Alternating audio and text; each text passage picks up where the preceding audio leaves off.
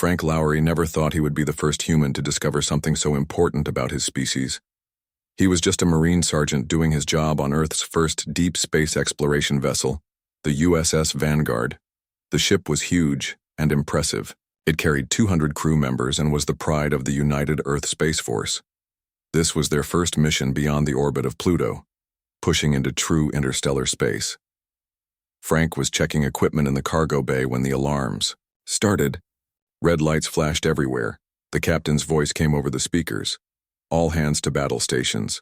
Unknown vessel approaching at high speed. This is not a drill. Frank ran to his post at the weapons control station.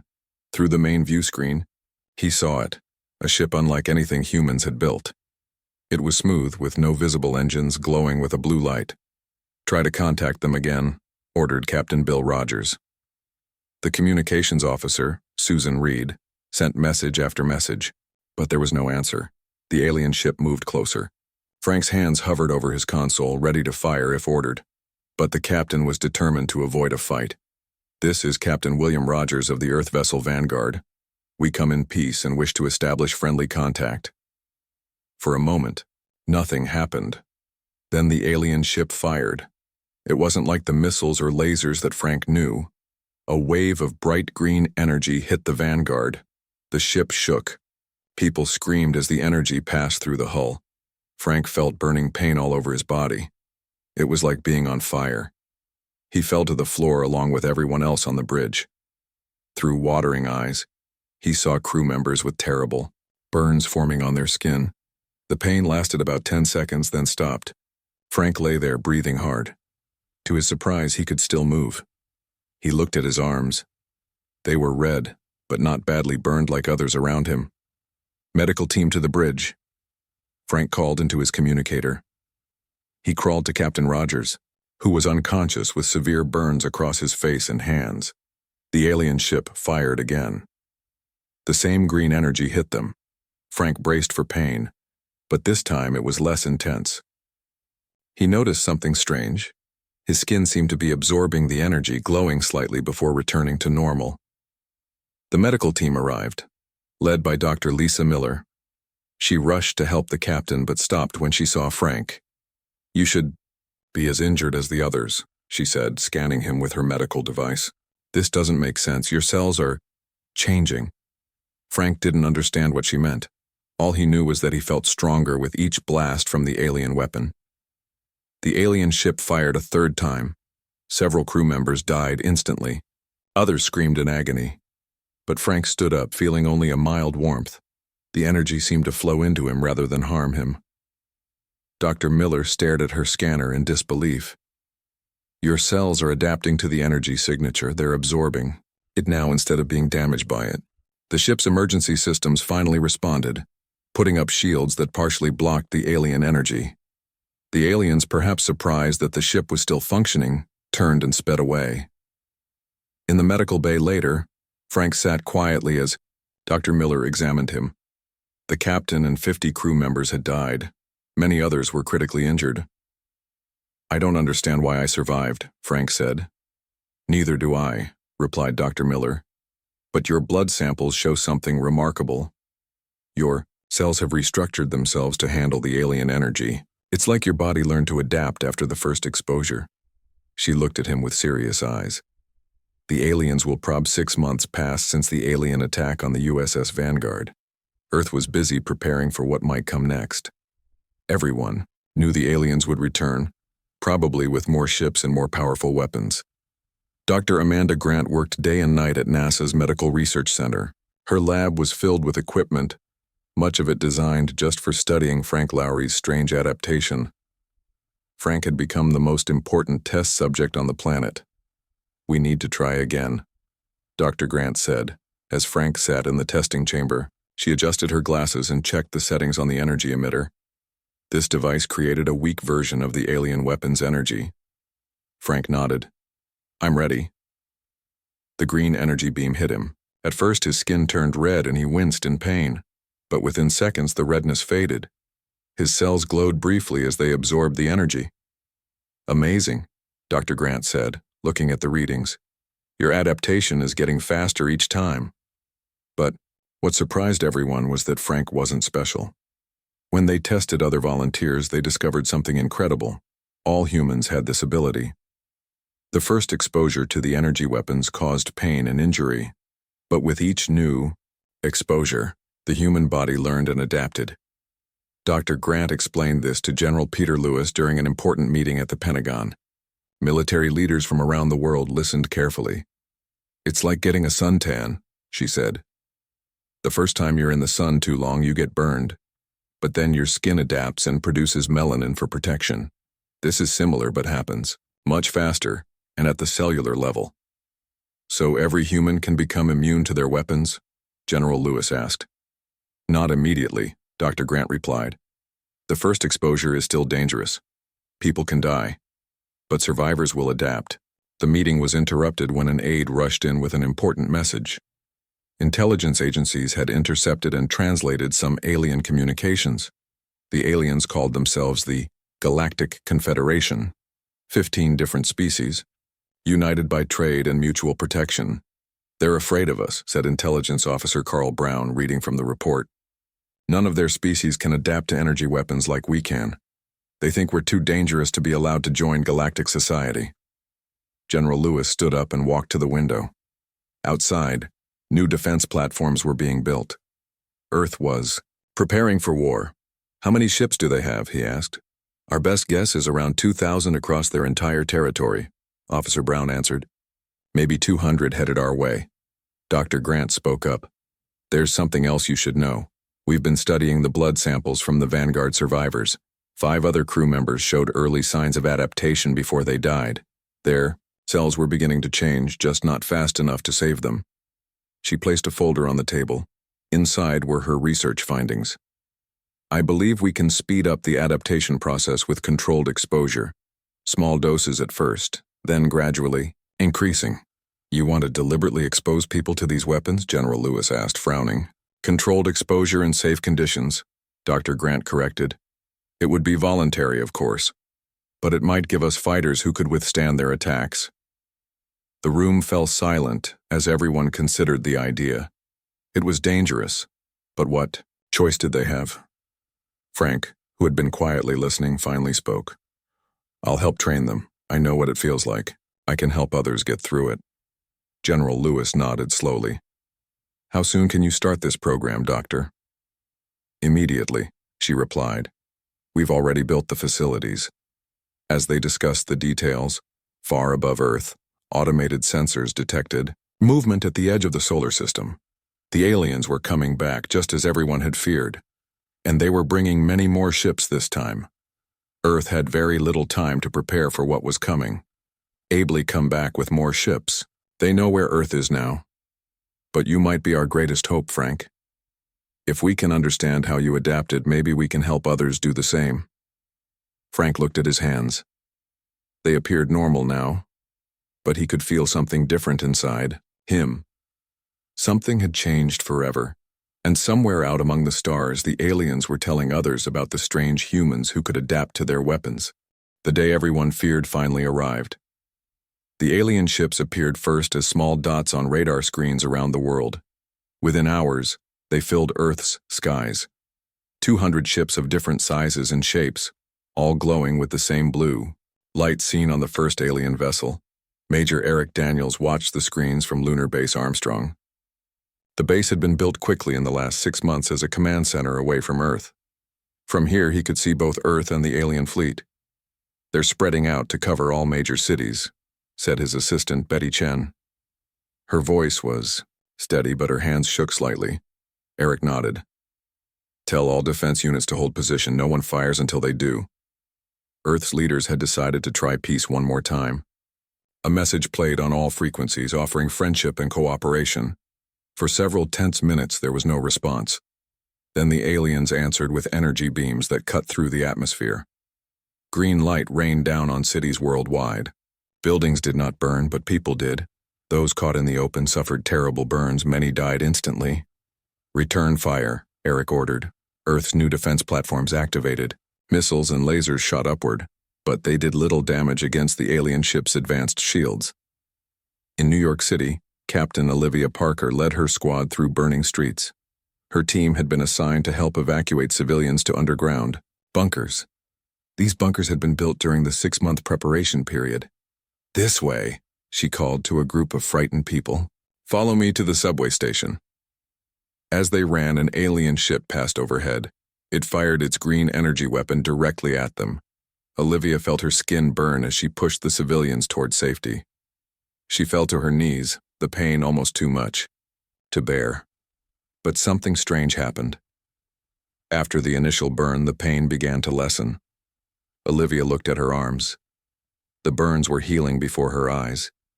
Just like Frank Lowry from the Vanguard, her body was adapting. "Captain, are you okay?" asked one of her soldiers, helping her up. "Yes," she said, surprised. "I think I'm adapting to their weapons." All across Earth, similar reports came in. People who survived the first wave of attacks were showing signs of adaptation. But the death toll was still massive. Billions remained, vulnerable to the first exposure. At NASA's Medical Research Center, Dr. Grant worked frantically to save as many as possible. Her team had converted the facility into a massive shelter and treatment center. "We need to get everyone underground," she told Frank, who had become her assistant. "The first exposure is still deadly to most people." Frank nodded. "The military bases are reporting something interesting. Soldiers who were near people who adapted seem to adapt faster themselves. It's like the adaptation is somehow contagious." Dr. Grant's eyes widened. "That's it. We need to mix adapted people with non-adapted in the shelters. It might speed up everyone's adaptation process." Meanwhile, on the alien command ship, Commander Zerks watched the battle with growing concern. The alien looked nothing like a human, taller with blue skin and 4 arms. Zerks spoke to the ship's science officer. "Why are many humans still fighting? Are we 2 weeks after the invasion began?" Dr. Grant and Colonel Sam Blackwood met in an underground facility in Colorado. This place had once been a military research lab. Now it was the headquarters for a new project called Phoenix. The name was chosen because, like the mythical bird, they hoped humans would rise from the ashes of destruction. "The death toll is over 1 billion, Colonel Blackwood said, his voice heavy with sadness. "But reports of adaptation are increasing every day." Dr. Grant nodded. "That's why Project Phoenix is so important.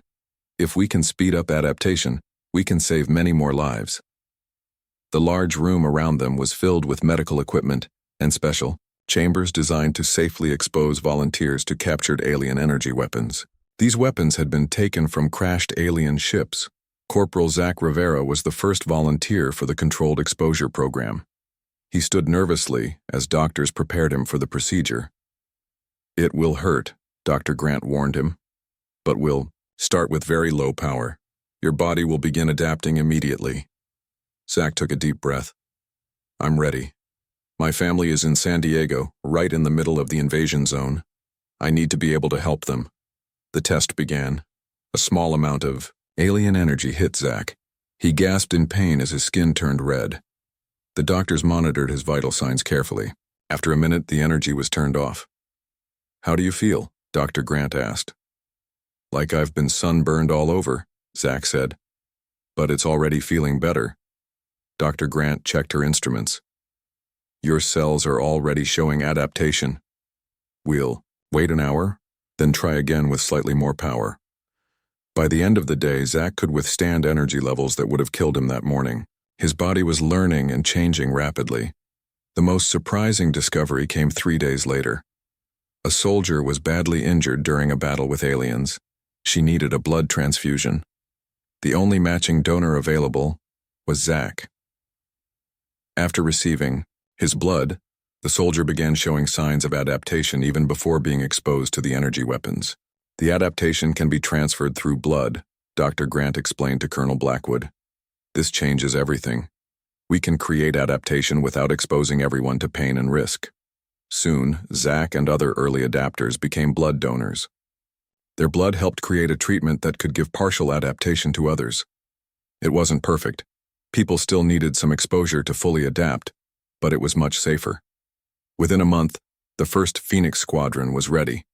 These soldiers, including Zach, had fully adapted to the alien weapons. They wore special uniforms marked with a rising phoenix symbol. Not everyone supported the program. News reporter Kelly Winters discovered what was happening and threatened to tell the world about the painful procedures some volunteers had endured. "People have a right to know what's happening here," she told Dr. Grant during a heated argument. "You're experimenting on humans." "We're saving humanity," Dr. Grant replied. "The volunteers know the risks. Without adaptation, we have no defense against the aliens." Before they could resolve their argument, alarms sounded throughout the base. The aliens had found them. "They've changed their weapons," a technician shouted, looking at the sensors. "Different energy signature." Dr. Grant's heart sank. This was what she had feared. The aliens had discovered that humans were adapting, so they modified their weapons. The adaptation process would have to begin again with the new energy type. As evacuation orders sounded, Colonel Blackwood looked at Dr. Grant. "How long to adapt to the new weapons?" "I don't know," she admitted. "But we've done it once. We can do it again. Humans are more adaptable than they know." Outside, the sky filled with alien ships, their weapons glowing with a new purple light instead of green. The next phase of the war had begun. Apons should have killed them all by now. The science officer showed Zerx the scan results. "The humans are adapting to our energy weapons just as the first report suggested. Each exposure makes them stronger." Zerx made a strange clicking sound, a sign of distress in the aliens' culture. "Increase weapon power. We must stop them before they fully adapt." The order went out to all alien ships. The energy weapons glowed brighter as they powered up to dangerous levels. The real war was just beginning, and both sides knew the stakes were the survival of their species. 1 year passed since the aliens first attacked Earth. The war continued with no clear winner. Humans kept adapting to each new weapon the aliens created. The aliens kept making new weapons. It was a cycle that seemed endless. Lieutenant Grace, Howard led a special team of fully adapted soldiers. They called themselves Phoenix Team. Today they prepared for the most important mission of the war. They would attack an alien command ship. "Remember, our goal is to capture their technology, not destroy it," Grace told her team as they prepared their gear. "We need to understand how they think and how their weapons work." The soldiers nodded. Each one had survived multiple exposures to different alien weapons. Their bodies had changed in ways scientists still didn't fully understand. They could now withstand energy blasts that would kill normal humans instantly. Their ship, a small stealth craft, approached the huge alien vessel. The alien ship was at least 20 times larger than their own. It glowed blue against the blackness of space. "Ready for boarding," said the pilot. "We're in their blind spot." Grace and her team put on their spacesuits and prepared for zero-gravity combat. They had trained for this moment for months. They cut through the alien ship's hull and entered, quietly. The inside of the ship was strange, with curved walls and a gravity that felt slightly lighter than Earth's. They moved through narrow corridors, avoiding alien crew members when possible, and quietly taking them down when necessary. "This way," whispered Paul Martinez, the team's engineer. He followed readings on his device. "There's a strong energy source through that door. Could be their weapon control room." They found the room unguarded. Inside were panels filled with strange symbols and devices unlike anything they had seen before. Paul immediately began working to understand the technology. "I need time," he said, connecting his computer to the alien systems. "You've got 10 minutes, Grace replied. "After that, they'll know we're here." While Paul worked, Grace and the others secured the area. Through a large window, they could see Earth in the distance, beautiful but scarred from a year of war. "I've got something," Paul said suddenly. "I've accessed their database. There's so much information here about us. About humans." Grace looked over his shoulder at the translated text appearing on his screen. "What does it say?" "They're afraid of us," Paul said, reading quickly. "It says humans are the first species they've encountered that can adapt to environmental threats at the cellular level. All other species they know evolved different defenses, but none can change their biology in response to new weapons." He scrolled through more text. "They believe if they don't stop us now, eventually we'll become immune to all their weapons." They're afraid we'll spread through the galaxy and they won't be able to stop us. Grace was silent for a moment. So this whole war is because they're scared of what we might become? Yes, Paul answered. And there's something else. Not all. The aliens agree with this war. There's mention of a faction that believes they should ally with humans instead of fighting us. Before Grace could respond, alarms blared throughout the ship. Their presence had been discovered. Download everything you can and let's move, Grace ordered. As they prepared to retreat, a strange alien appeared in the doorway. Unlike the others they had seen, this one had lighter-colored skin and different markings. It held up its hands in what seemed to be a universal gesture of peace. I am Science Officer Trex, the alien said in broken English. Grace made her decision quickly. You have 2 minutes to convince me, she told the alien named Trex. Trex spoke rapidly. My species, the Nelvari, were like humans once.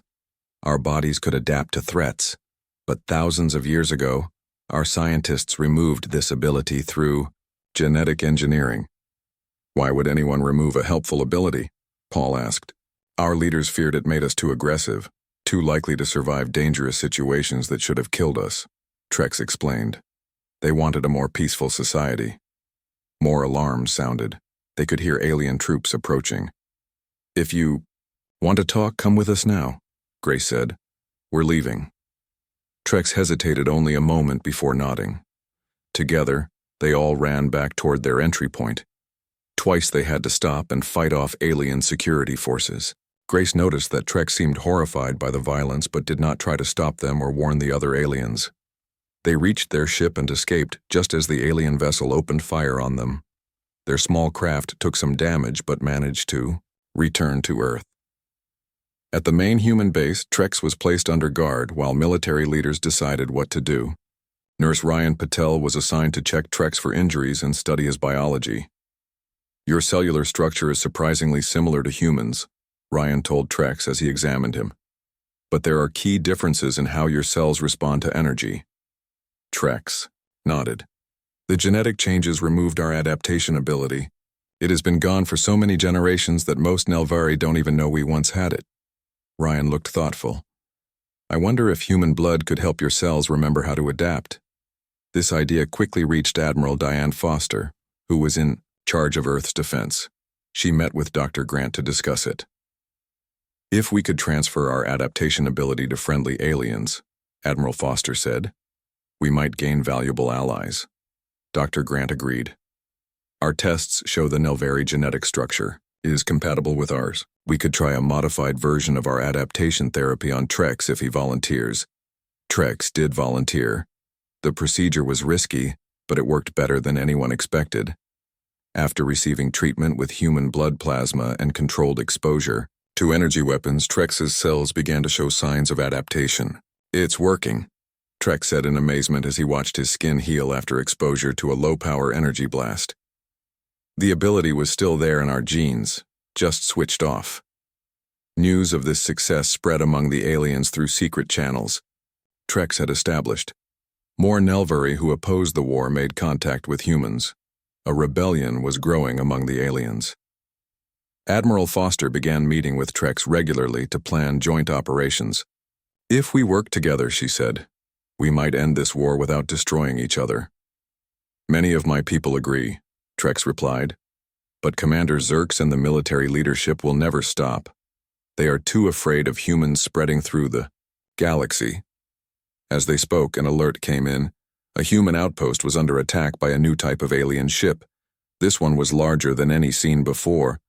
What is that? Admiral Foster asked, looking at the images. Trex's face showed fear. That is a destroyer-class vessel. It carries weapons we call Nova-class. They are forbidden except in the worst emergencies. Your adaptation will not work against them. Why not? Dr. Grant asked. Because they don't just burn the body, Trex explained. They disrupt the cellular functions that allow adaptation to occur. Commander Zerks must be desperate to use them. They watched in horror as the alien ship fired on. The human outpost. The entire area was engulfed in bright white energy. When the light faded, nothing remained. How do we fight something like that? Admiral Foster asked quietly. I don't know. admitted Trex. But if humans and Nelvari work together, perhaps we can find a way. Earth faced its darkest hour yet, but for the first time humans were not facing it alone. Not all of us want war. Some of us wish to talk. Grace kept her weapon aimed at the alien but didn't fire. Why should we trust you? Because, Trex said, my people once had your gift. We could adapt like you, but we lost it. I want to help you, and maybe you can help us too. The alarms continued to sound. Grace had to make a decision that could change the course of the war. The Nova-class weapons changed everything. In just 1 week, they destroyed 30 human cities and killed millions of people. The adaptation that had protected humans against other energy weapons did not work against these new weapons. Dr. Grant worked day and night with Trex in a secret underground lab. They were trying to find a way to protect humans from the Nova-class weapons. The problem is that these weapons attack the adaptation process itself, Trex explained. They target the very thing that makes humans special. Dr. Grant rubbed her tired eyes. There must be a solution. If our bodies can adapt to regular energy weapons, they should be able to adapt to these too. We just need more time. Time is what we don't have, Trex said sadly. Commander Xerx is planning to hit all major human populations with Nova-class weapons within the next month. Jack Simmons, a veteran soldier who had survived attacks from 3 different types of alien weapons, walked into the lab. His body showed the signs of multiple adaptations. His skin had a slight metallic sheen, and his eyes reflected light differently than normal humans. I heard you need volunteers, he said simply. Dr. Grant looked up. This is different from previous adaptations, Jack. The risk is much higher. I know, Jack replied. But if it works, it could save billions of lives. The treatment they had designed was dangerous. It would push Jack's already adapted cells to their limits, trying to force them to adapt to the Nova-class energy before actually being exposed to it. No one knew if it would work. Jack lay on a treatment table as Dr. Grant and Trex prepared the equipment. Are you sure about this? Dr. Grant asked one last time. I lost my family in the first attacks, Jack said. If there's a chance this will help stop the aliens, I'm ready. The treatment began. Jack's body was exposed to gradually increasing levels of energy that simulated the Nova-class weapons. At first, his body responded well, showing signs of adaptation. But then, something went wrong.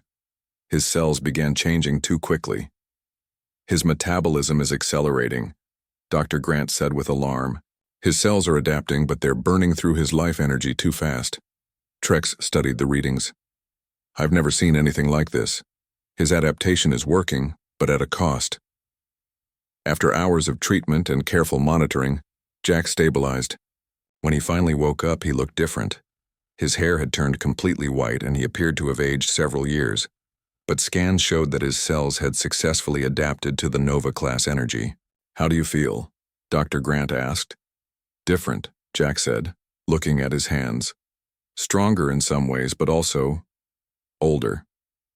Tests confirmed that Jack could now withstand Nova-class weapons, but the adaptation had accelerated his aging process. He might have gained immunity, but at the cost of years of his life. Despite this drawback, a special operations team was quickly formed. Captain Grace Howard would lead them, with Jack as their secret weapon. Their mission was to infiltrate the alien flagship where Commander Xerx was coordinating the attacks. Our intelligence says there's something important about this ship, Grace told her team during the briefing. Trex believes it contains the central command system for all alien forces. Computer specialist Alicia Ramirez had created a special virus. If the special operations team successfully boarded the alien flagship, Jack led the way, his adapted body absorbing any energy weapons fired at them. The alien guards were shocked when their weapons had no effect on him. This way, Grace whispered, following the map Trex had provided. The main control center should be 2 levels up. They moved quietly through the massive ship. It was like a city in space with thousands of aliens from different species living and working together. Most had never seen humans up close before. When they reached the central command room, they found it empty except for a large glowing sphere in the center. That's not a computer, Alicia said, looking at the strange object. It's something else. Jack approached it carefully. As he got closer, the sphere pulsed with light, almost as if it were alive and could sense him. Upload the virus anyway, Grace ordered. It's our only chance. Alicia connected her device to the alien system surrounding the sphere. The virus began to upload. But instead of shutting down, the sphere grew brighter. The light filled the room and a voice spoke directly into their minds. I am Guardian, the voice said. I have protected intelligent life in this galaxy for 50,000 years. The team stood frozen, unsure how to respond. You are not speaking to an alien, the voice continued. You are communicating with an artificial intelligence created long ago by a species that no longer exists. Are you controlling the Galactic Confederation? Grace asked. I guide them, Guardian replied. I help maintain peace between species, but humans present a unique problem. Your adaptive abilities could spread throughout the galaxy if not contained. Jack stepped forward. Why is our adaptation ability so threatening? We just want to survive. The sphere pulsed again. All other species once had similar abilities. I engineered their evolution to remove these traits thousands of years ago. Adaptation leads to biological weapons, constant warfare, and eventually self-destruction. I have seen it happen many times. But we use our adaptation to defend ourselves, not attack others, Grace argued. For now, Guardian replied. But what about in 100 years or 1,000? History shows that species with your abilities eventually become dangerous to all others. Alicia's virus had not shut down Guardian, but it had created a connection. The virus is working differently than expected, she whispered. It's not disabling. It's forcing it to communicate with us directly. Dr. Grant's voice suddenly came through their communication devices. She had been listening to everything. Guardian, she said, I understand your concerns, but removing our adaptation ability isn't the answer. What if we propose a compromise? What compromise could there be? Guardian asked. We will share controlled adaptation therapy with species who want it, like the Nelvari, Dr. Grant suggested. But we will agree to limits. We will not develop biological weapons or use adaptation for aggression. Guardian was silent for a long moment. No species has ever offered compromise before. They either fought until they were destroyed or submitted to my guidance. Humans are different, Jack said. We adapt not just physically, but in how we think and work together. We can find a third path. After what seemed like an eternity, Guardian spoke again. I will end the war and allow Earth to join a reformed confederation, but I will be watching. If humans break their promise, I will not hesitate to act. 1 year later, Kyle Bennett became Earth's first ambassador to the Galactic Council. The war had ended, and humans were helping many species regain their adaptation abilities through controlled therapy. Guardian maintained its watchful presence, but as an ally now rather than an enemy. In a classroom on Earth, human and alien medical students learned together about cellular adaptation techniques.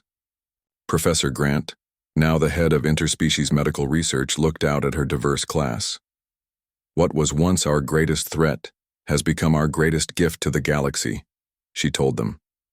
Remember that adaptation isn't just about survival, it's about finding new ways to thrive together. Outside the window, human and alien ships flew peacefully through the sky, their energy weapons silent, perhaps forever. We can access their main computer, she explained. This virus will disrupt their weapon systems and communications.